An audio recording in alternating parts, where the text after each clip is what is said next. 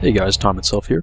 I don't normally play alone. I have a limited amount of time I can spend playing, and I'd rather spend it with friends. But every once in a while, I get that strange urge to go murk some noobs, and there aren't any more friends on. So I head in on my own. In this case, I went for ground war, and I went with the go big or go home kill streaks. You see Reaper, Pavlo, and the Osprey Gunner.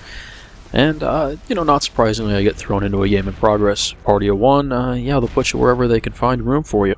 And my team, it looks like they need some help, and it's going to take all the cunning strategy I have to make it happen.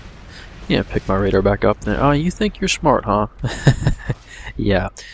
Gonna have to try to get to A there, because B on this map is a choke point, and there are guys shooting javelins through there, and that's not really a nice place to be. So I'm gonna have better luck going towards Alpha to try and at least get another flag here, because we can still come back with just 2.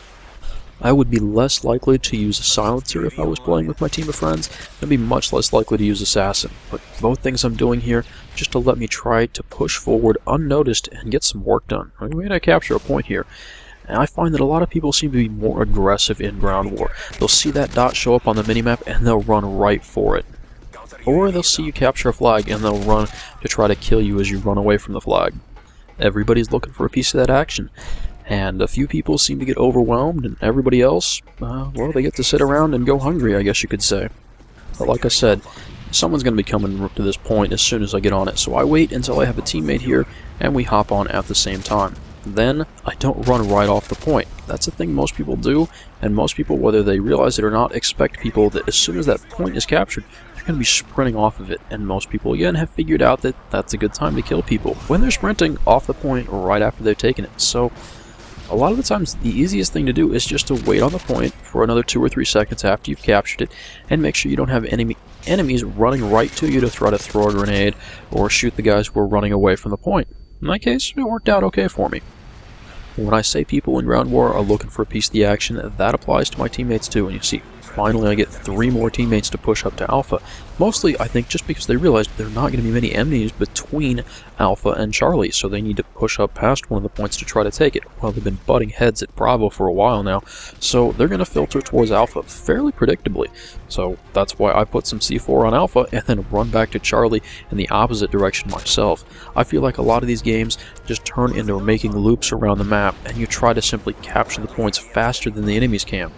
And my playstyle, at least especially with my team, is all about containment. You've probably noticed this by now.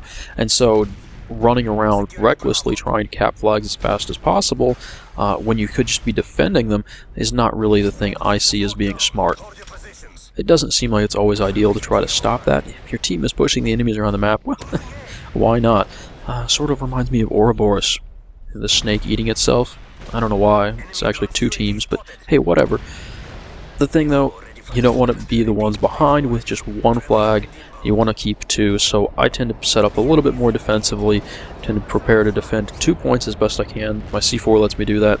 And then maybe as we take the 3rd point, I'll fall back. So in this case, we took Bravo, and it's less important for me to be at Charlie right now, except we've got been EMP'd, we got a Reaper in the air. Got good timing on this map too. I managed to actually get some work done and not get stuck behind the cliff.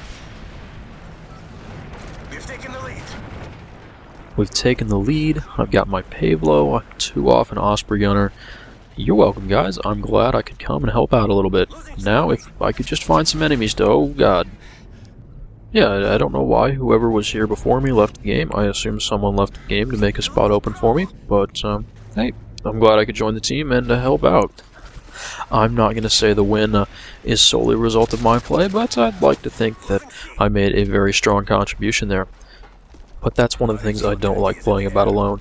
It feels like I have to have a standout game every game, and even if I do, well, it may not result in a win.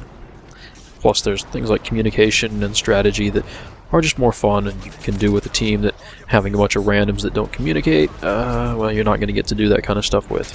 So playing ground war without a team can be fun just because there are lots of bad enemies to kill and there's a lot of chaos going on, but it can be frustrating just because of the same chaos and you can't really control everything. And teammates just running around being stupid trying to get kills. You know, what are you going to do? Anyway, I was fairly happy with this join game mid-session and then pull back a win for my team. Fairly comfortable win too. Anyway, I hope it's useful. Like I said, try to hold 2 flags, even if it does mean you're running around the map, because teammates are blindly aggressive. Anyway guys, thanks for watching. I hope you enjoyed it, and I'll see you later.